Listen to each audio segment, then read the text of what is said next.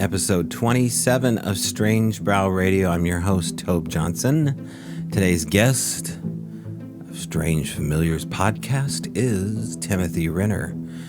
If you haven't checked out his podcast, well, you're going to hear from him, and I think you're going to go check out his podcast because it's a great podcast, and there's a lot more he does than podcast. We're going to talk about all that. Also, I want to tell you a little bit about our weekend that we had last weekend. Guess that would be last weekend, yes. I'll give you a little scoop on what's going on. First, our sponsor, Feral by Erin at Etsy.com. You need to go to Etsy. You need to see Feral by Erin. You spell that E-R-Y-N. She sells shaman-inspired smudge fans, rattles, and drums. Beautiful drums. Amazing drums. And there's a story about a drum. Someday I'll have to tell it to you. All right. Thank you for joining us. Be right back with Timothy Renner, Strange Familiars.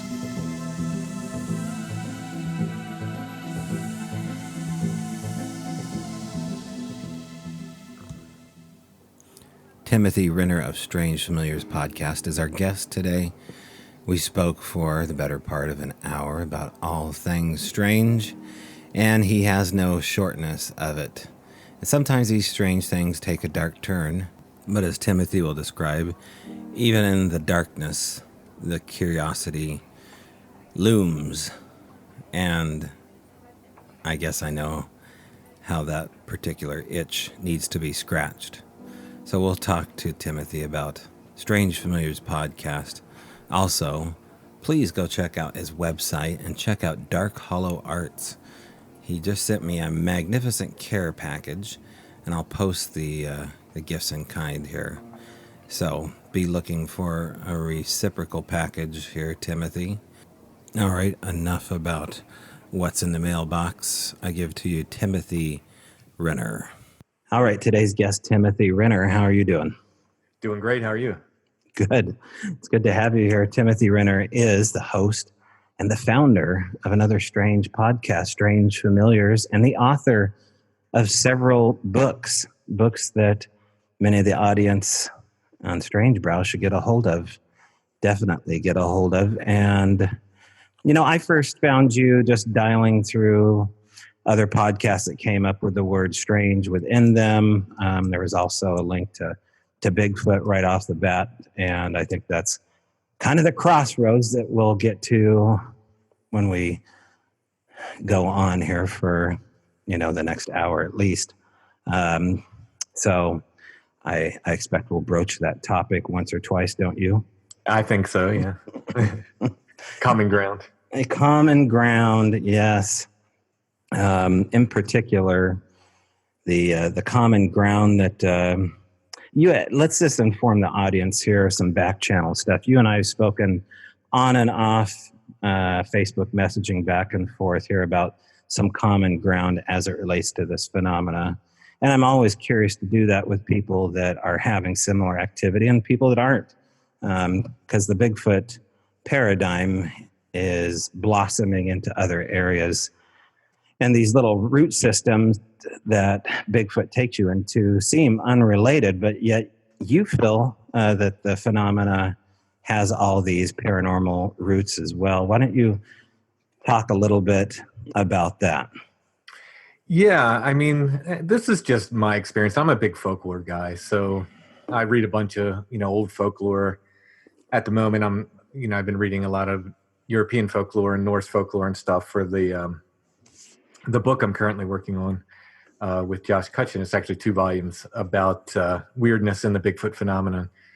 But the more I read about these old folkloric accounts of these different things that kind of sound like Bigfoot, these wild men and trolls and these various big hairy things that people have seen all over the world, they sure do act a lot like Bigfoot, or maybe I should say Bigfoot sure does act like folkloric wild men an awful lot. So it's kind of led me down this path of, kind of away from the ape in the woods theory. I'll go ahead and leave that possibility out there. Someone could ever ever absolutely prove it. It just makes my job easier. But for me, I feel like there's something more to the phenomenon. Um, something extra. It just doesn't seem like any other animal. Let's say that. And so you're digging into Norse, you're digging into European folklore, and so you must have gone down the Grendel rabbit hole with Beowulf. Is that your opinion of what Grendel actually is? I mean, it's a little bit. It's possible. It's like It's like all these things are in the same family. It's hard to say Mhm. yes. He was definitely talking about a Bigfoot. I mean, that was ostensibly a work of fiction. So we don't really know how much is based on like an actual hero or something like that, and an actual creature and so forth. But I am actually drawing a blank on the actual quote I pulled for the book, but I did pull an actual quote from Grendel for the book that was incredibly appropriate to the Bigfoot phenomenon, and I'm just absolutely drawing a blank on it right now. No, that's interesting. And I think it's probably worth other people's time to look into these other things like trolls and the mention of Grendel and these other things, the Green Man, all these theories here of Sasquatch existing long before Native Americans had talked about them through oral tradition. But you talk about a great many things besides Sasquatch, including this plaid man phenomena, which has taken off on its own. And really, my only familiarity with any mysterious person in plaid was through an author by the name of Kirk Sigurdsson, who referred to these men in black type characters in Northern California that showed up to him in a Bigfoot area. And he called them the men in plaid instead of men in black. But you're talking about something that seems more, yeah, it's an archetype of some kind of harbinger or spirit, right? Yeah, although I have many accounts of these. At least it's one guy in plaid showing up to talk to Bigfoot witnesses, and he certainly seems to fulfill the role of the Men in Black in the Bigfoot world. My co-author in the new book, Josh Cutchin, he has suggested that it is the rustic equivalent of the Men in Black. So for the UFO people, they kind of manifest as this, very technological, the nice suits and so forth. And for the more rustic Bigfoot phenomenon, they manifest as this, big biker guy in a plaid shirt that a lot of people describe. So that's definitely a thing, and it's really made me wonder if there is some kind of connection between these other entities in plaid that people are seeing in just weird and mysterious circumstances. And I did have a witness on recently. He described an encounter that his father told him about, which sounded for all the world like a Bigfoot encounter. And this just blew my mind. This was in Scranton, or just outside of Scranton, Pennsylvania, I believe. And he said, he was talking Bigfoot, and he and his father had a possible Bigfoot encounter as well. It was a Class B kind of encounter. They heard a bunch of stuff and heard footsteps and I believe some screams and stuff. And his father was telling him about this other encounter when he was young, and he said he was had been in a car with his friend, and it was a double date. So his wife or wife to be and a couple that was friends of theirs, and the two men were standing outside the car, and they heard something coming, approaching them, real heavy footsteps, kind of running down the road, and it was getting closer and closer, and they thought, well, this can't be good, so they got in the car and started to peel out, and something lifted the back end of the car up, and then for all the world, this sounds like a Sasquatch. In fact, I've collected other Sasquatch encounters where they've lifted the back ends of cars up locally. But in any case, the guy asked his father if he saw anything, and his father said, I looked in the rearview mirror and all I saw was something wearing a red plaid shirt. So it's, this bizarre, everything else about it sounds like a Sasquatch encounter, but when he looks in the rearview mirror, he just sees something with a red plaid shirt. It's so I don't know. I don't know what's going on with the plaid thing or the checked shirt thing, but it's somehow woven into all this. Yeah, I remember that he saved that kind of as a Easter egg towards the end of the interview there, if I'm recalling the guy you're talking about. Yeah. He didn't tell me about it until the interview, which was great. That was wonderful storytelling on his part. Yeah, so you're really just saying that these things are giving you an image that they're familiar with or that you're familiar with to kind of come closer, to ingratiate themselves closer to you and bring uh, a somewhat of a familiar look with a very bizarre message. I'm wondering if that's the case. Like another speculation we've had is, if your Bigfoot is the wild man, these are also these guys in flannel or check shirts. They seem to be sort of half wild men. They're woodsmen. Mm-hmm. Often they're seen with axes, so sometimes lumberjacks and so forth. And are they kind of the intermediary form in some way? I mean, it's all speculation on my part, but Mm-hmm. it seems to fulfill another aspect of this wild man archetype. Now, your show, if anybody hasn't listened to Strange Familiars, your show strikes a mood as soon as your overall show starts up with the music, which I think you compose, the artwork you do yourself. And you're all self-funded. You basically, birthed a child here called Strange Familiars, and it's your baby. And talk to people about the show overall and how you would describe it. Well, I think when I started, I really was only trying to do like a documentary version of my first book. And I don't know if I succeeded or failed at that. But it very quickly kind of evolved into this other thing, and it started to take on a life of its own. I think probably in the first year, if you'd have asked me if I was going to continue, I would have, told you I don't know or possibly even no. But over the course of the 3 years or so that I've been doing it, I've just absolutely grown to love it because it has kind of developed its own story. This flannel man thing, I never asked for that. It's something I just kind of brought up one time. It's something my wife saw, and I mentioned it, and then I started getting other people telling me, I've seen this, and it's just snowballed and become part of the story of the podcast. This other thing that people are seeing weird guys dressed like bunny rabbits. I mean, it's completely bizarre and silly sounding, but it's so interesting to me that that these things just keep popping up where people say, "Yep, I've seen that," and then I'll just start getting more and more encounters, and in a way. So that in this way, I think the podcast has kind of taken on a life and a story of its own, and that's really kind of made me love it. So I'm kind of I guess trying to pilot the ship, but it's we're in a current that's taking us where it wants us to go, I think. What's the most common thing people reach out to you to report?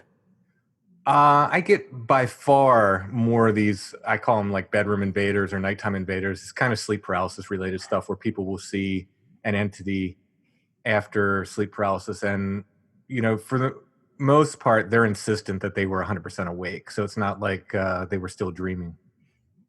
But this can be a variety of things, from that flannel man to, shadow people, to things that look like squids made of ink, that they say it looks like ink dropped in water, and all manner of things they'll see. But that's by far the most common thing I get at this point. Okay, we touched on something there with the squid phenomena. Maybe we can get back to that one. Talk about the movie The Arrival. I think that's the name of it, with Jeremy Renner and another Renner, actually. And then one of their main, the aliens there were, these squid-like looking creatures that wrote with black ink. And I've heard this term before. In particular, my girlfriend uses the term black ink to describe certain types of phenomena. But interesting to think of that maybe they smuggled these ideas through, other people that have described an entity that looked like a squid. Yeah, I mean, pop culture seems to resonate in some ways. I mean, I haven't seen it. I've never watched Twin Peaks, but a ton of people have told me there's some kind of plaid man, flannel man type entity, type guy in one of the Twin Peaks seasons. I'm not even, like I said, I haven't seen it, so I'm sure, but I'm not sure which season it's in. But and it's definitely like these things kind of resonate through pop culture, and we talk about it a good bit in the book, just how things will come up in I think there's essentially a woman in white in Bobcat Goldthwait's Bigfoot movie, And we talk about these women in white and Bigfoot connections. I'm not even sure if it's intentional, but Mm-hmm. he has one in there, so it's very, very interesting how, pop culture will kind of echo these things intentionally or not. I think sometimes they just kind of pick up on a vibe. Yeah, are they creating like a thought form by writing about these entities of some kind? Is that what we've created by imagining these things? These imaginations actually become physical things that we see. I've wondered that, and I've wondered how much I am perpetuating that. Not a lot of people talked about this flannel man thing before we did it. They did. We weren't the first by any means. John Keel had talked about it. People had talked about it before, but I don't think anyone talked about it as much as we have, at least not in recent times. And I've often wondered, like, are we perpetuating something by doing this? Are we going to, are we stirring up the phenomenon?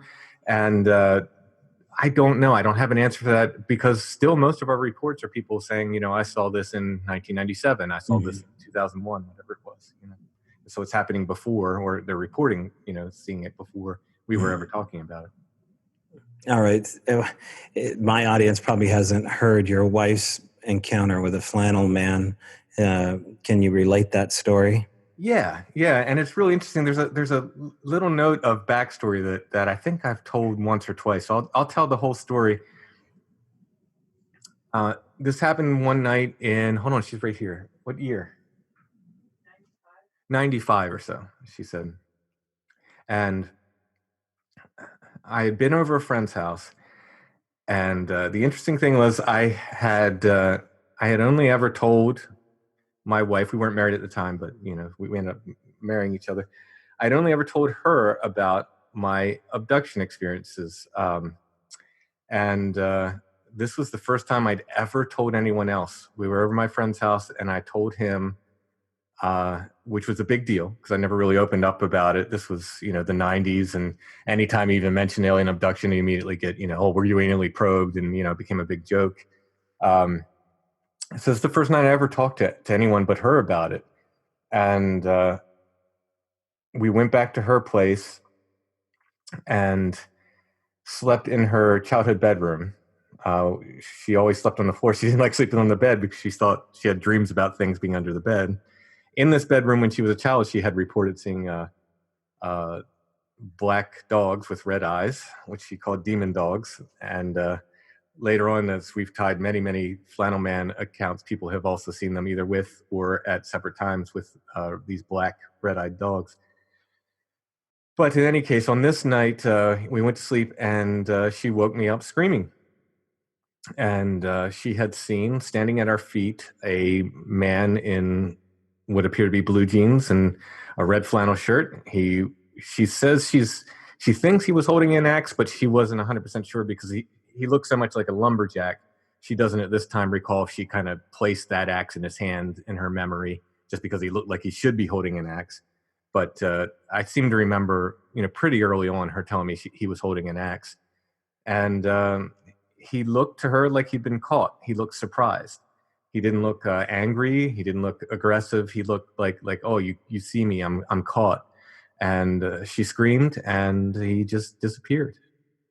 And I felt guilty because I thought she was having some kind of nightmare, because in my abduction experience, things were standing over me that I talk about. And I had thought, she had this bad dream because I told, she heard me telling my abduction experience, earlier in the evening.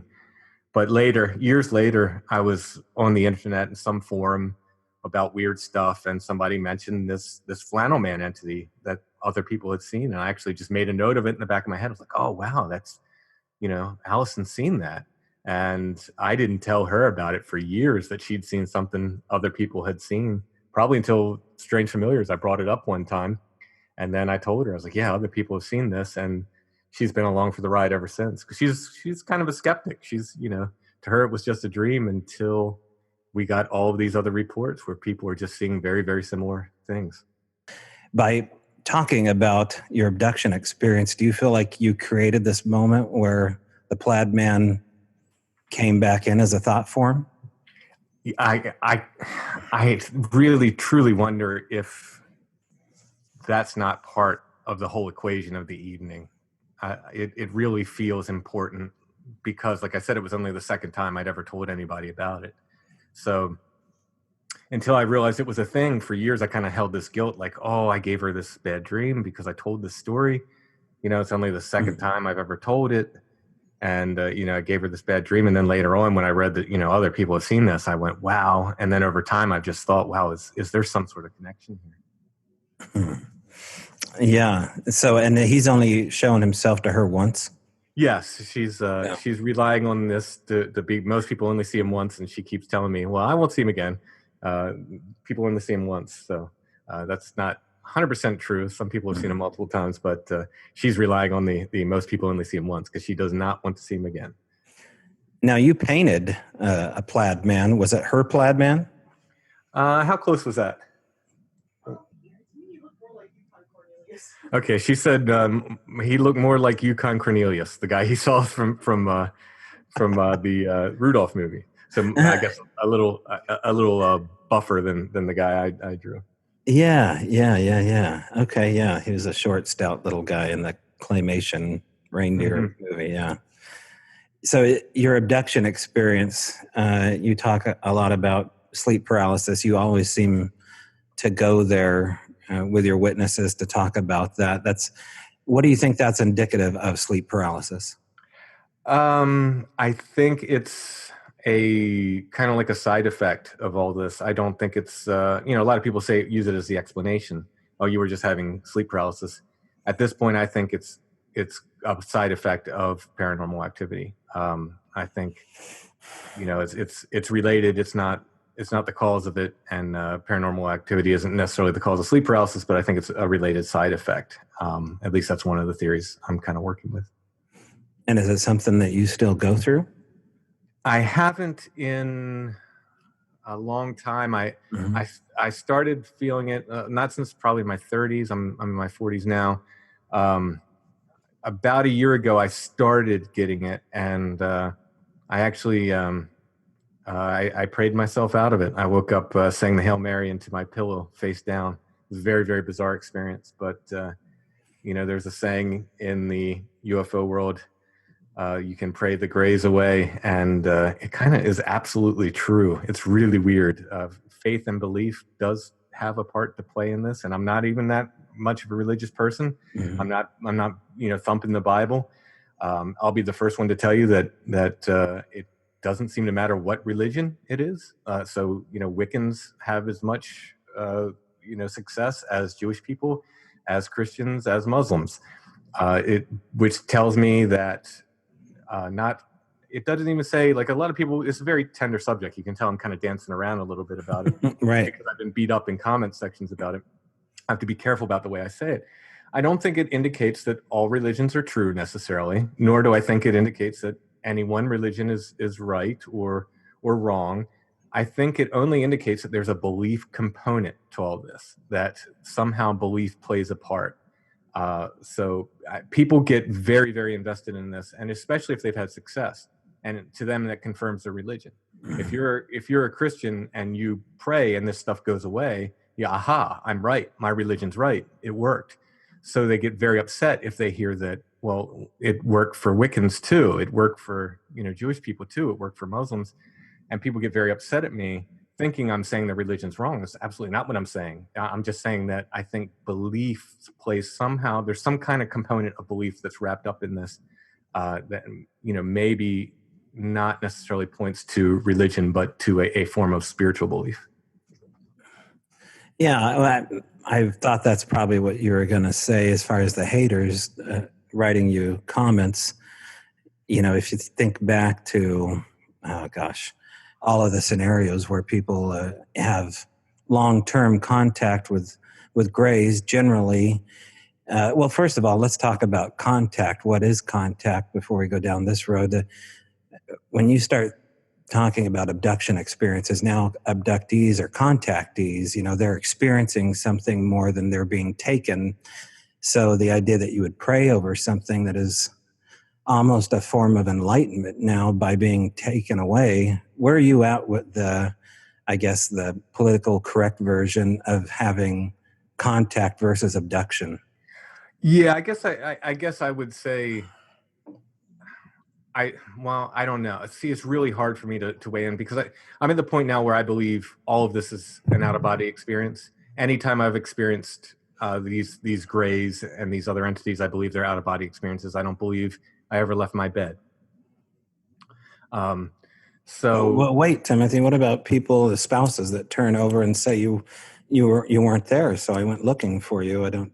I can only speak to my experiences. Okay, Like, gotcha. the only way I can make sense of my own experiences is to treat them as out of body experiences. I can't, like, I woke up in the desert one time. I can't believe I was in the desert. I just can't believe because I was in my bed. A minute or two later. Maybe I'm wrong. But a lot of things seem to point to out of body experiences, at least with what I have experienced. I could be wrong. Maybe I have been taken. I don't know. I really don't know. But is that more comfortable for you to think that? Is that part of it? I don't know, because really, if something can pull me out of body, that's almost scarier than something just being able to take my physical body.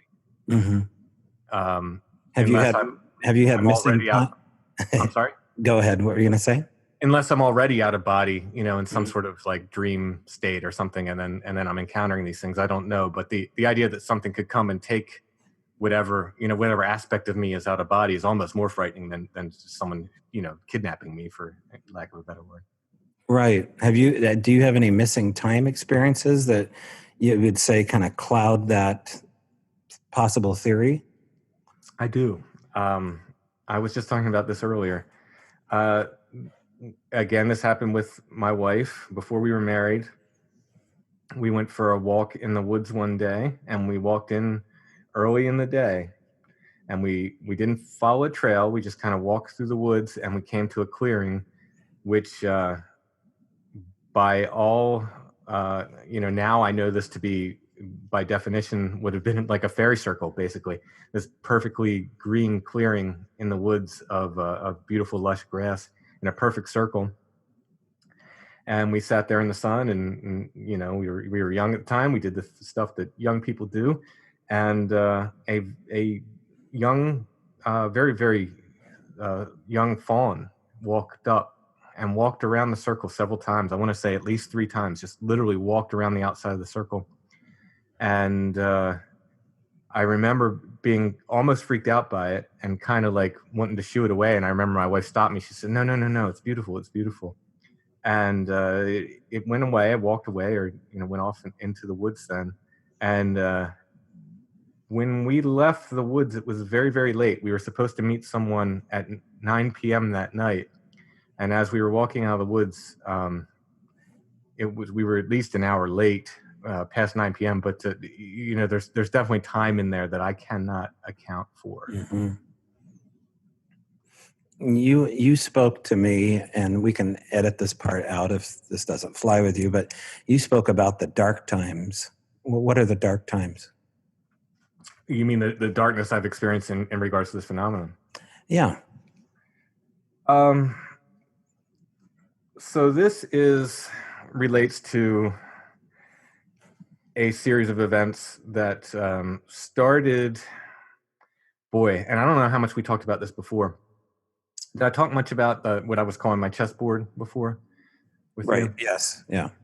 So it started with that, and I had some strange activity associated with that, and over time, this led into me. Oh boy, there's so much wound up in this. It's a spider web. It's very, very tangled. So I read Mike Clelland's book, The Messengers, about the owls. I'm not sure if you're familiar with it. Sure. And in that book, there's a very kind of new age thing where a woman says, I'd like to see an owl today. She just puts that out there. She says it out loud, and she says every time she does, she sees an owl. And I thought, well, this is an interesting idea, but I'm not an owl guy. So I'd finished, shortly after I finished reading Mike's book, I'd gone into an antique store. I'd found and by the way, this is probably a week after me first telling the chessboard story on Where Did the Road Go. It's the first time I ever talked to Mike. And Mike's advice to me, I hadn't read his book yet. I had owned his book. I haven't even read it yet. And Mike's advice to me at the time was pull the threads. That's what he said to me. He said, Tim, pull the threads. Keep going with this stuff. So very interesting. Walked into an antique store, and I know this sounds jumbled, but it all ties together. I'll tie it all together. Saw a shelf full of owls. Picked up one that looked interesting to me. Most of them were ceramic, kind of painted owls. I don't care. And I wasn't really intending to collect owls anyway. That was kind of Mike's thing. But one very much appealed to me. I picked it up. It was a wooden carved owl. Now, a few days before this, I had decided so I'm writing all these historical Bigfoot books, and I'm just drawing Bigfoot left and right. I was kind of tired of drawing Bigfoot, was looking for something else to illustrate, and I decided, I'm going to illustrate the life of Merlin. Won't that be neat? And there's a book called the Vita Merlini, which is it's in public domain. I thought, well, that would be great. This is the life of Merlin. I can illustrate that. It's a little different than Bigfoot. Give me something else to work on. I don't have to write it. It already exists. So I decided, come to that conclusion. I was going to do that. And so I picked this owl up. I turn it over, and there's a wizard face carved on the back of the owl. I was like, whoa, that's kind of weird. Right. So this is mine. It was every owl on the shelf was $1. So, I went and paid $1, took that home. It's up on my shelf now. So then I'm in this place where I was, playing chess, for lack of a better word. And I put it out there. I said, well, I'm thinking, I don't want to necessarily see an owl. I'm going to put it out there. I want to find antlers. I want to find antlers today. So I just, I said out loud, kind of felt kind of foolish. I want to find antlers today. So I go about my way, and I'm walking on the path, and I see something white hanging from a tree off the path. And I'm looking at it, and I thought someone had left some trash in the park. I thought they had, maybe sometimes people don't feel like taking their diapers home with them, or they clean up after their dog and they just leave the bag in the tree. I got very upset because I thought this was just a white bag hanging in the tree, and I was going to have to, take it home and dispose of it. And I walked up to it, and it wasn't a bag. It was the entire tail section of a barn owl, the whole tail, just kind of impaled on a very little twig on this tree, the full tail section. So it's not like one feather fell out. This is the entire tail section of a barn owl, bright white. And I was like, wow, I asked for antlers. I got owls anyway. Within days of this, I was back in the same park. I was hiking, and it hit me like a ton of bricks. I had this revelation. Merlin has a wild man phase. There's a time in Merlin's life where he gets very upset because there's this battle that he feels responsible for a lot of young men dying in, and he kind of goes off to the wilderness. And at this point, they say this is his wild man stage. And it hits me that, here I am, tired of drawing Bigfoot, want to get away from the wild man for a minute, and I go to Merlin, and he's a wild man anyway. And I'm hit with this kind of revelation right at the moment this thought pops in my head. I hear the sound of something big coming through the trees. And right in front of me bursts out this barred owl. And not a barn owl, so it's a different kind of owl. This is a barred owl, completely different kind of owl, so it's not what it left its tails there. And before this, I grew up on a farm. I have seen owls maybe 3 times in my life before this. In fact, I remember being kind of bummed out that we didn't have any owls in the barn. I was like, why? We have a barn and no owls. I barely, had seen an owl, maybe, like I said, maybe 2-3 times in my life before this moment. So now this owl just bursts out right in front of me, right as I'm having this revelation, and flies down the path ahead of me. Wow, this is pretty incredible. So, same park, time goes on a little bit. I start leaving food offerings. I wasn't asking for anything. And then one day I left alcohol offerings, a tiny little cork bottle of wine. And I left it in the hollow of a tree. There was no way, it was under a cairn of stones. So there's a cairn of stones kind of wedged into this tree. I found it that way. Very, very big, heavy stones. This is off of a path, so it's not on a path. I don't know who or what, put these stones there, but they're very, very heavy. I can't lift them out. And I dropped this little bottle of wine into the hollow of this tree underneath these stones. I couldn't reach my hand in there. I think a kid could, probably a little kid, like a little toddler probably could have gotten their arm in there. But I couldn't reach my hand in there. And at this point, I asked for a skull out loud. I said, I would like to find a skull today. Just said it out loud. And I walked on my way. And about 10 minutes later, I noticed it's in a field in the same park. There's this circle of trees, maybe a half acre, 3/4 of an acre big. It's almost a perfect circle of trees. And I thought, wow, I've never been in there. I've never like gone inside there, and I've been everywhere, all over this park. This is my favorite place to hike previously. So I went in there, and there's a mound of stones in the middle of this. If this was in Ireland, ironically, this would be called a fairy fort. But I'm told we do not have fairy forts in the United States. But this, like I said, if it was in Ireland, we'd call it a fairy fort. This would be very much a place of interest for phenomenon, because there's a huge mound of stones in the middle of this circle of trees. And I'm kind of making my way to the top of this mound, and I start seeing little pieces of hair, little pieces of fur everywhere, just little tiny clumps of fur. And I'm like, wow, I wonder what went on here. And eventually I look down and I see a very freshly killed groundhog head. It's just the head has been removed and the jaw ripped off. So I asked for a skull, and I received a skull. And I am not a fan of gore. I've collected bones and skulls my entire life, and I only take them if they're nice and clean. And so this was, like I said, it was fresh. It was just something had just ripped the head off of a groundhog. The body was nowhere to be found. It was just the head. And I was kind of stunned, and I backed out of there and kind of made my way, off. And it was kind of a dark thing and a shocking thing, and it took me by surprise. And I didn't go there for a few weeks. And when I did go the next few times, I didn't leave any offerings. Now I checked the next time I was there, the wine bottle was gone. And then the time after that, I checked, and it was back in the hollow of the tree with the wine still in it. And then I checked the time after that, and it was gone again. And ever since, it's been gone. You could visually see where the wine was. You couldn't reach it, but you could keep an eye on it. Right? Yep, I couldn't reach it, but I could see it in the hollow of the tree there. So, it was gone again, and I guess I was freaked out. I guess I was like, I don't want to do this thing where I leave offerings anymore. For whatever reason, I stopped. And the next time I went, after those few times, was with my son. And on this day, so like I said, this is a tangled web. The night before, I was doing a podcast with someone, and we were talking about the small time monster stuff, and we had brought up Seth Breedlove, who of course makes those movies. During the conversation, we had also mentioned that messing with this stuff is sometimes like putting on the One Ring in the Lord of the Rings movies, and that it kind of opens the eye of Sauron, and it turns and looks at you when you start messing with it. So those two concepts we had kind of brought up.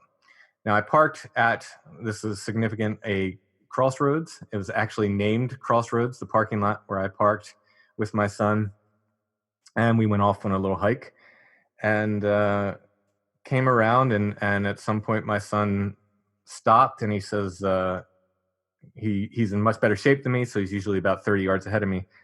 So I see him stop, and I catch up to him, and he says, "Is that a raccoon up there?" And I said, "Yeah, it is. Let's take a different trail." And right as I said that, it started trotting towards us. And then I told him, I said, "Well, run." And then I kind of took 2 steps running, and turned my head and saw this thing was running full force at us, like growling and snarling. So I just told him to run. And luckily I carry a big old walking stick, which really answers the description of a wizard staff, with me. And this thing came at me snarling and growling, and I had one chance to hit it, and I got, I don't know, probably through luck, not skill, I hit it. I probably broke its back with the first hit. It was rabid. And I went back, found my son, caught up with my son, and went back and called the park ranger. The park ranger showed up. His name is Breedlove on his tag. Um, he showed up at the crossroads. You gotta love that. Yeah, showed up at the crossroads parking lot. And the first thing I said to my son, jokingly, is my one regret is I didn't yell, "You shall not pass," before I brought my staff down on the thing. So I made this Lord of the Rings reference without even thinking about it. So then Ranger Breedlove shows up, and I realized that there's all this synchronicity storm that surrounds this thing. And I've told the story several times that people are like, "Oh, it's just a raccoon."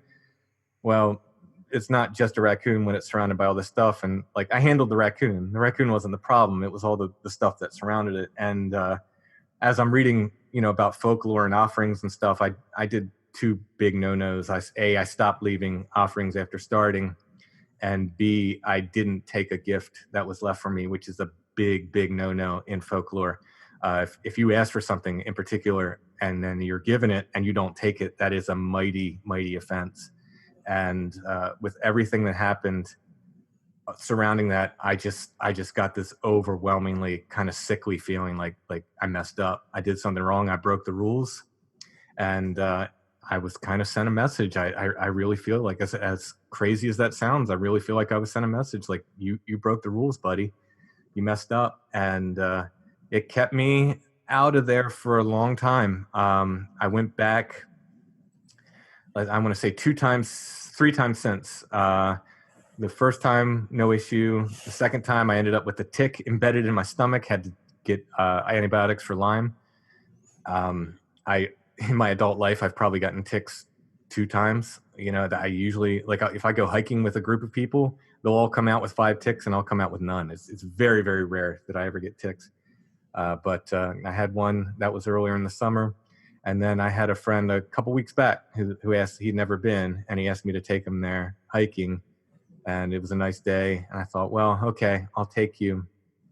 And along the way, I found a horseshoe that was looped over a very low branch right by the trail, which it was a very nice day. And it felt very much like, I don't know.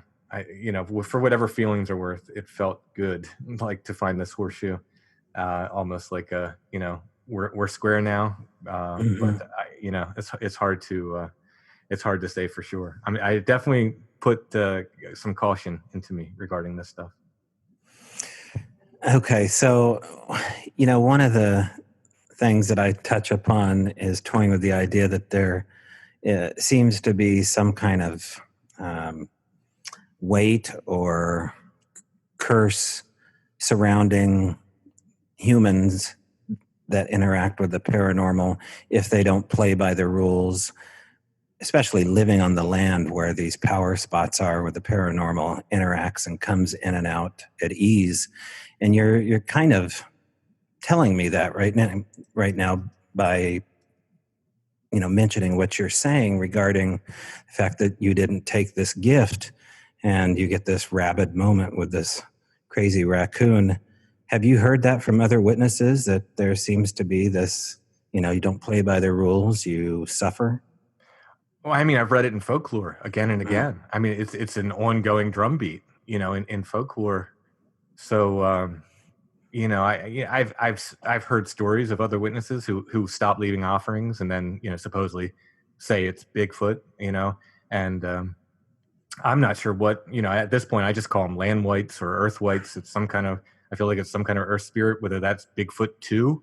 Bigfoot is an earth spirit too. Maybe I kind of feel like it is, but I can't say for sure. But in any case, people who stop leaving offerings for Bigfoot, often that's when they get, and I call it offerings, they'll call it gifting. That's when they get trouble around their house. So, I've heard it in terms of that. And I've read it in folklore, hundreds of stories of very similar things happening. You break the rules, and that's where problems start. Even down to, I'm sure you've heard all the stories of people who say they got screamed at in the woods and they had been urinating.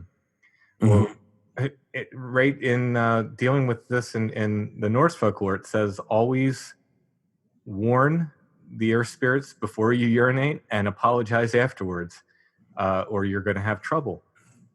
And a lot of these people who think it's a monkey in the woods say, oh, well, you're marking their territory, and they're getting upset. But boy, here's folklore dating back, hundreds and hundreds of years, if not thousands of years, saying this, warn them and apologize before and after you pee. Wow. No, I've never heard that. And as entrenched as I am in the Bigfoot world, that's never trickled down through the branches. But that I mean, excuse the pun, but no, that's I've never heard that before. Wow. Okay. That's incredible. Yeah. It's again, it's this thing in folklore. So,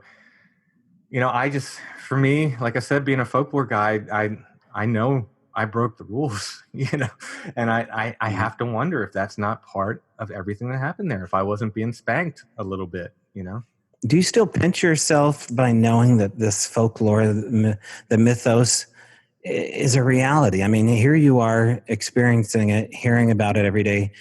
Your life is surrounded by the reality of mythology being factual. Do you still, because I do this, do you ever pinch yourself and say, come on, really?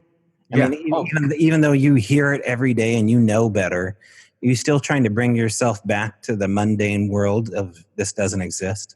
Yeah. Oh, constantly. Yeah. Constantly. And, if you've heard our Site 7 shows where we talk about the lights, and stuff, the further I get away, the more you'll hear me saying, like, I don't know, maybe it was something else in there, and then, but at the time it wasn't, it was weird lights. That's all, I can't tell you for sure what it was, but it was, very weird lights.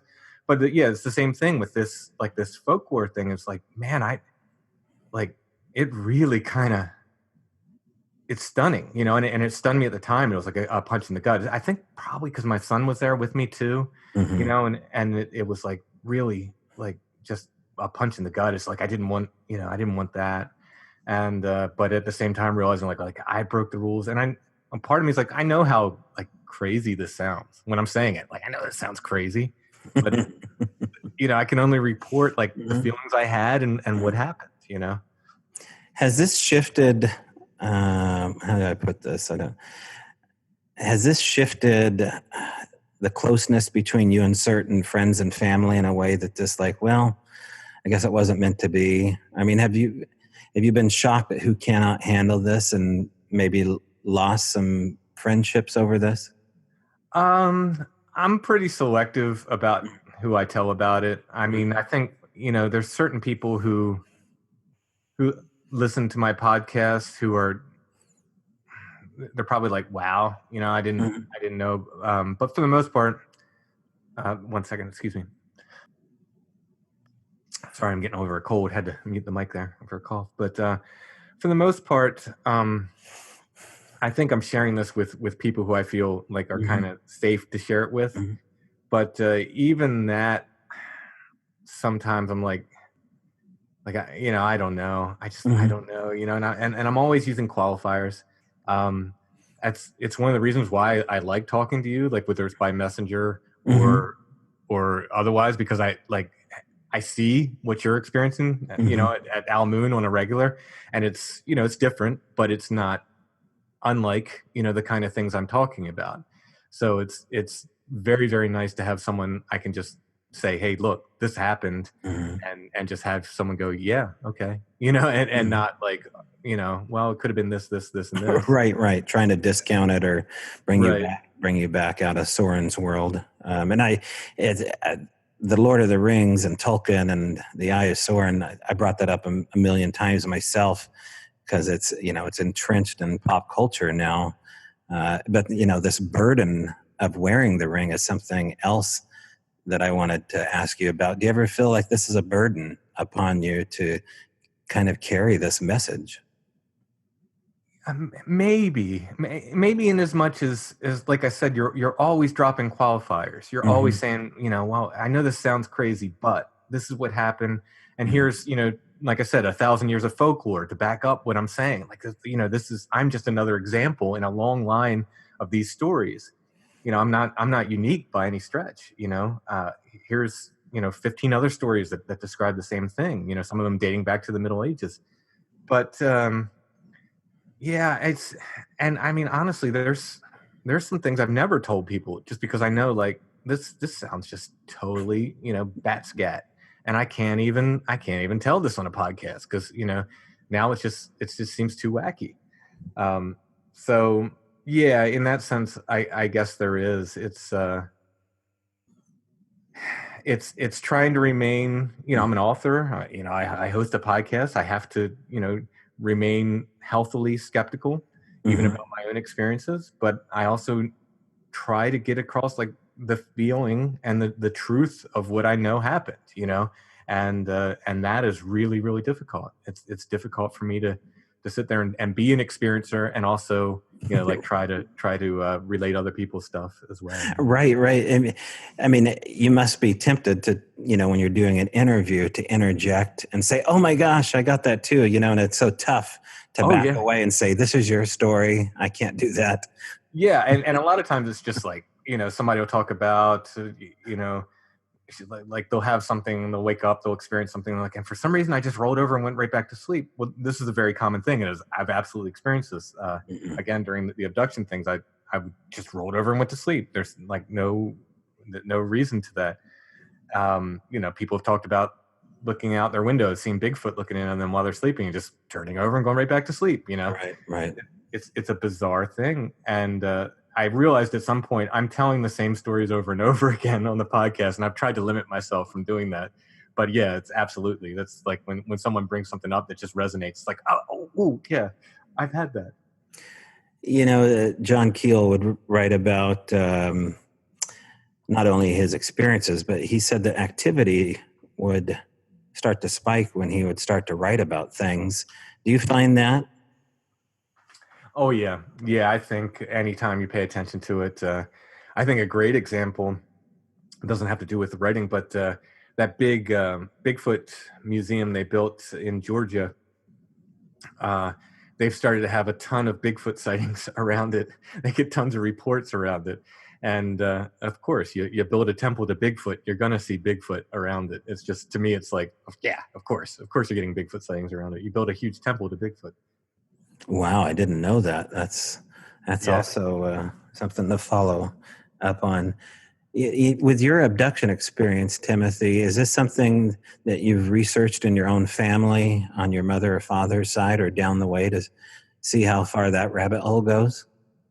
We didn't talk too much about that kind of stuff in my family. I have a feeling my mother may have had some experiences because she was the two times that there was something weird that happened around my mother, she was very matter of fact about it. Once she woke me up when I was 8 years old. She said, "You want to see a UFO?" Took me outside and showed me a UFO. Kind of amazing. And another time there was a will-o'-the-wisp light in the back of our farm I saw, and I said, "Mom, what's that?" And she just very casually said, "Oh, that's a will-o'-the-wisp." And just kind of, that was that. And to the point where I thought it was a natural phenomenon for years. I didn't think it was anything, paranormal about it. She was so matter of fact about it that I thought it was very, very natural phenomenon. So that makes me wonder if she hadn't had some kind of experiences. And beyond that, I don't know. I was the youngest of six. My grandparents were very old when I was young, and wouldn't have, known to ask about this stuff. They were all deceased by the time I started, being deeply interested in it. My son won't let me talk about it, but I believe he's having similar experiences to me. Okay. They're his stories. He doesn't want me to tell them. So. Sure. I think you and me might be raising the same son. You said will and the wisp. So explain to people what that is. Oh, the will-o'-the-wisp. They're just the orb lights that people see. Often in the woods. This was moving, kind of hovering, gliding, I would say. I wish now I would have stared at it for longer. Again, my mother was, I watched it for a few minutes, and my mother was so matter of fact about it. I just went inside. I was like, oh, okay, must be nothing to, must be nothing to worry about. I would have been, 8, 10 years old, something like that. Mm-hmm. and just watched it kind of drift through. We had a little grove down by our barn, and it just kind of drifted through that. And then I probably stopped watching it before it went away. I don't remember it going away. I probably just turned around and went in the house. Do you do a lot of audio recording at all in your sites 1 through 7, or however many sites you have? Do you do a lot of audio recording? Site 7 is a convenient name. There's not 1 through 6, by the way. All right, clean up on aisle 7. It'd be cool if we had 7 sites, but yeah. I try to whenever I'm there, I try to run tape. I have recorders I leave out overnight, and I there was a Bigfoot witness. I was on an investigation there some time ago, and I left it there for him to record at night, and my one recorder, and I haven't picked it up, so I just need to go and pick it. So I have one I carry with me all the time, and then one I don't mind leaving out. It's it's a less expensive model. But yeah, I think audio is a big part. I love recording audio, and going through hours and hours is kind of boring, but you can get some treasures. So describe a treasure. I've gotten what my friend describes as a conversation between two deaf people, or two people who sound like they're deaf, at about 4 a.m. at Site 7, which no one should be there at that time. I'm not saying what it is or what it isn't, only that it sounds like a language to me. I can't determine what's being said. It sounds within the range of normal human voices. It doesn't sound super deep or anything like that, but it's very unusual. We've recorded definitely some. Unfortunately, I didn't have my recorder with me. My son and I got screamed at for about 5 minutes. It was horrifying. Right during the day in Maryland, along the Gunpowder Falls Creek, and just got screamed at. And he got so mad at me. Now, he's not a believer. He looked at me and he got mad. He said, "Are you happy now, Dad?" Bigfoot screaming at us. "You happy now?" You got what you wanted. Yeah. And I recorded that on my phone. That did not come out well at all, which was kind of like my lesson to always carry an audio recorder with me. But we've had some other unknown sounds that we've got mostly at Site 7. I haven't had too much success other places. Again, I haven't listened to this other area where this witness on his property had seen multiple creatures. So maybe I got something on that, but I have to go pick up the recorder. I've been lazy about that. One of the things you and I have been talking about is sharing gifts, anomalous gifts, we'll call them, from the others, and working those on different property sites, i.e. you give me a bone and I give you a carnelian stone. Mm-hmm. And seeing exactly what happens with that. Are you still interested in doing that? Yeah, I definitely want to try to do that. I'm definitely going to give you one of the white stones from the chessboard, and I think one of the skulls. I think it'll be okay, because I think regifting is okay. You know what I mean? Because I took the gift. You know what I mean? That should be the one thing that's not okay, Timothy. Really? Regifting is not okay? Well, never is okay, right? I mean, that's the one human taboo. Gotcha. No, I mean, in the spirit of this, I think it'll be okay. I think it's not. I'm not breaking any rules. I've I sort of had a search in my heart on that, and I think it's okay. Well, there's a lot that I want to talk to you about off the air regarding that, and I look forward to doing that. Before we go, Strange Familiars, as you can find it on Podbean and iTunes, YouTube. Where else are you located? Oh my gosh, all the podcatchers. You get strangefamiliars.com. Mm-hmm. We're always there, and all that contact information goes to me. So if anybody wants to contact me, you can get me there. And you've got plenty of books out, and the latest book will be out when, and what's it called, and what's it about? Oh boy, it's 2 volumes. It's called Where the Footprints End. It's Joshua Cutchin and myself, and we are tackling all of the weirdness. Well, maybe not all. We're tackling as much of the weirdness associated with the Bigfoot phenomena as we can, from weird lights and UFOs to the woman in white phenomenon, which seems to pop up around Bigfoot, to gifting, disappearing evidence, hoaxes. We're covering hoaxes and all kinds of strangeness that's kind of associated with the phenomenon. So that's we have so much that it's going to be two pretty thick volumes. Honestly, there was no shortage of material. And sometime in 2020 or sooner. Josh seems very confident that we can get it out in 2019. I'm hopeful, but we'll see. Definitely 2020.